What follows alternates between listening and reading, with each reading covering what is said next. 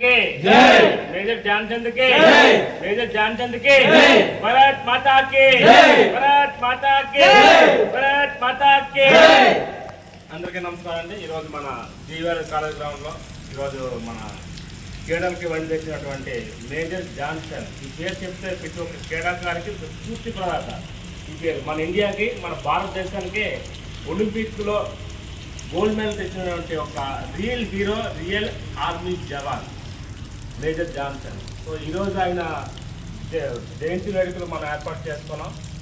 నిజంగా నేను ఒకటే చెప్తున్నా, అంటే ఏదైనా మనం ఒక పని మీద ఖర్చు పెట్టామంటే అది సాధించే వరకు ఉండకూడదు. నేటి యువతరంలో ఏది మీరు ఏ రంగంలో రాణించాలని సరే వాటి మీద 100% ఎఫర్ట్ పెడితే డెఫినెట్గా విజయం సాధించవచ్చు అనేది మన మేజర్ జాన్సన్ గారు. నిజంగా ఆయన ఒక దేశ భక్తుడు. ఎందుకంటే ఒకసారి ఆయన గోల్డ్ మెడల్ తెస్తే ఎవరో ఎట్లా వచ్చి ఇలా నువ్వేంటి నీ దేశం గురించి ఏమంటూ మా దేశం రా అని చెప్తే ఆయన అన్నాడు, నా ప్రాణం చివరి రక్తం పుట్టే వరకు ఈ భారతదేశం తాలూకా శ్వాసను ఎవరైనా తప్ప ఇంకో దేశాన్ని గురించి నేను ఆలోచించాలని చెప్పి ఆయన మాటలు చెప్పాడు. అలాగే 1922లోనే ఆయన ఆర్మీలో చేరడం, ఆ తర్వాత ఒలింపిక్ మెడల్ తెచ్చుకోవచ్చు. ఒకసారి జర్మనీతో జరుగుతున్నప్పుడైతే ఆ స్టేడియంలో బురద అయిపోతే తన ఒక రెండు షూలు తీసి ఆ బురదలోనే చెప్పి గోల్ చేశాడు ఆయన. అటువంటి రియల్గా హీరో ఆయన. అటువంటి హీరోలు నిజంగా మనం దేశాల్లో క్రీడాకారులు ఎంతోమంది ఉన్నారు. సో మనకి మనం జరిగిన ఒలింపిక్లో తెలుసుకుంటే భారతదేశ జనాభా 135 కోట్లు, అంటే ఈక్వల్ టు చైనాతో మనం తీసుకుంటున్నాం. అంటే చైనా వాళ్ళ గోల్డ్ మెడల్ 76 గోల్డ్ మెడల్ దగ్గర వచ్చాయి. మన భారతదేశం తీసుకుంటే 5 గోల్డ్ మెడల్ వచ్చింది. కారణం అనేది అర్థం చేసుకోవాలి. ఎందుకంటే భారతదేశంలో క్రీడా రాజకీయాలు ఎక్కువ.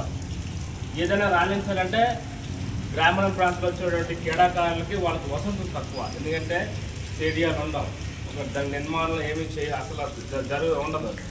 మన స్కూల్లో ఆడుకున్న క్రీడలు ఏంటంటే ఆ రోజుకే అంతే తప్ప దానికి ఎఫెక్ట్ అనేది ఇక్కడ లేకపోవడం అన్నది మన క్రీడల్లో వాళ్ళకి ఇది తగ్గుతుంది. దేశానికి పైకి తెచ్చేది క్రీడలు. ఈ క్రీడల కాలంలో మనకి విజయనగరం నిలమర్ల మత్స సంతోష్ అని చెప్పి ఆమె ఒక మీకు తెలిసే ఉంటుంది, మస్తు సంతోష్. ఆమె క్రీడల్లోకి వెళ్ళి సుమారు ఇప్పుడు మంచి పొజిషన్లో ఉంది తన ఒక ఇది. సో అక్కడితో అయిపోయింది అంతే తప్ప నెక్స్ట్ ఎవరు నెక్స్ట్ అనేది ఇక్కడ చాలా క్వశ్చన్ మార్క్ అయిపోతుంది అన్నమాట.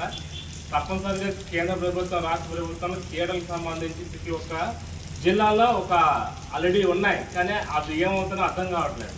ప్రత్యేకించి ఒక సెల్ ఏర్పాటు చేసి క్రీడల్లో ఎవరైతే వాడుతున్నారో వాళ్ళు గుర్తించి వాళ్ళకి శిక్షణ ఇచ్చేటట్టు చేస్తే మన దేశానికి, మన రాష్ట్రానికి, మన గ్రామీణ ప్రాంత క్రీడాకారులు తయారవుతారని చెప్పి విధంగా మేము చెప్తున్నాం. సో ఇప్పుడు ఈ కార్యక్రమానికి హాజరైనటువంటి యువతరందరికీ ధన్యవాదాలు తెలియజేసుకుంటున్నాం. జై హింద్.